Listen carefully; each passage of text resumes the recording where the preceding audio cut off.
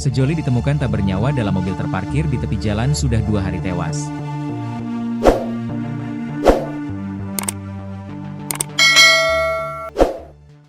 Sejoli yang ditemukan tak bernyawa di dalam mobil terparkir di tepi jalan diperkirakan sudah 2 hari meninggal. Selama 2 hari itulah mobil yang berisi sejoli tersebut terparkir di tepi jalan Ngagel Jaya Utara, Gubeng, Surabaya, Jawa Timur. Sejoli itu terdiri dari seorang pria berinisial HAB, 26, warga Petemon dan wanita inisial KIV, 23, warga Kedung Baruk. Saat ditemukan meninggal dunia, kondisi mobil yang ditumpangi keduanya masih dalam kondisi menyala. AC, dan lampu sein mobil juga masih menyala.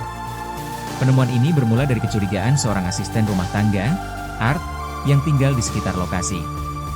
Mobil tersebut pertama kali terlihat berhenti sejak Minggu, 30 Maret 2025. Awalnya, saksi mengira mobil itu hanya parkir sementara.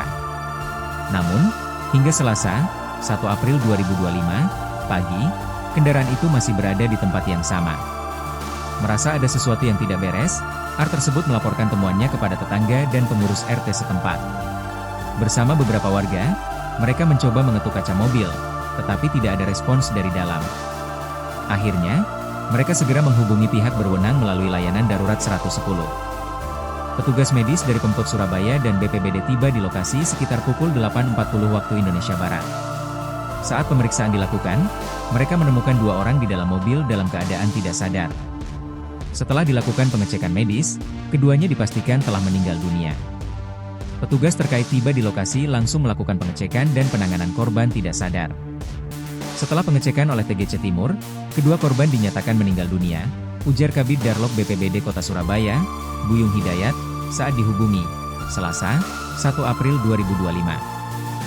Korban pria berinisial HAB, 26, warga Petemon, ditemukan dalam posisi duduk di kursi pengemudi. Sedangkan korban wanita berinisial KIV, 23, warga Kedung Baruk, ditemukan tak bernyawa di kursi penumpang depan.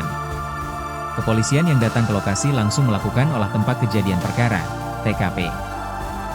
Dari hasil pemeriksaan awal, tidak ditemukan tanda-tanda kekerasan pada tubuh korban maupun di sekitar mobil. Bahkan, barang berharga mereka seperti ponsel, uang, dan perhiasan masih utuh. Kapolsek Gubeng, Kompol Eko Sudarmanto, menyebut bahwa kedua korban diduga merupakan pasangan sejoli karena memiliki alamat yang berbeda. Kalau saya lihat KTP-nya bukan pasangan suami istri. Mungkin itu masih pacaran. Karena bukan satu alamat, alamatnya berbeda, ungkapnya.